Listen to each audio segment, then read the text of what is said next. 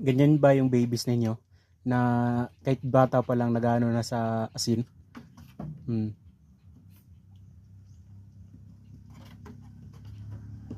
Ano yan, lake salt yan guys eh, may asin tapos yung mga basag na ano na mineral block nandyan din sa loob.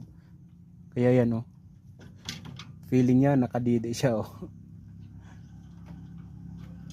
Dalawa lang sila laging ganyan guys. Iyan, silang dalawa yung laging dumidila sa ano na kawayan na may asin.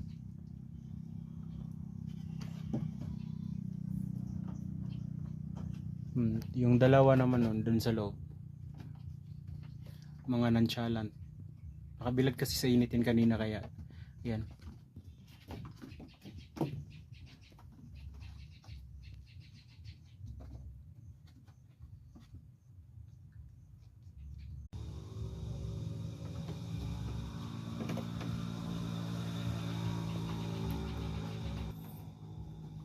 Ito yung pampito o panghuling inanak. Hi. Babae yan. Sa pito guys, dalawa lang yung lalaki.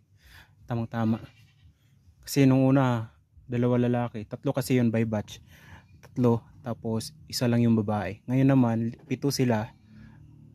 Dalawa yung lalaki. Kaya makakaano tayo ng babae dito. Ang kulit ng isa. Oh.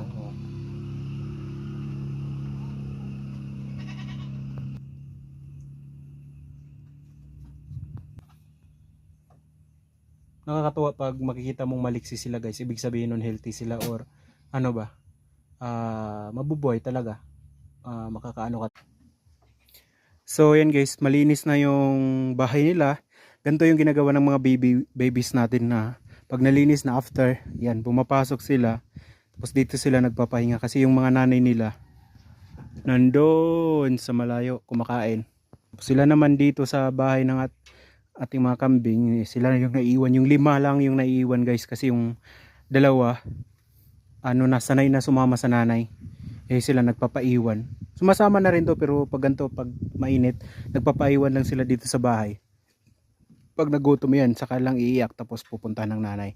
Yung dalawa naman, kasi nauna yun ng mga 2 to 3 days ata yung nauna, ipinanganak kaya sanay na sa nanay. Tapos ito naman, hindi ko na siya kinukulong guys ng maabot ng 1 month, 2 months. After 3 days, hinahayaan ko ng sumama sa nanay. Kaya ganyan sila ka-healthy. After 3 days, mag-inject ng iron.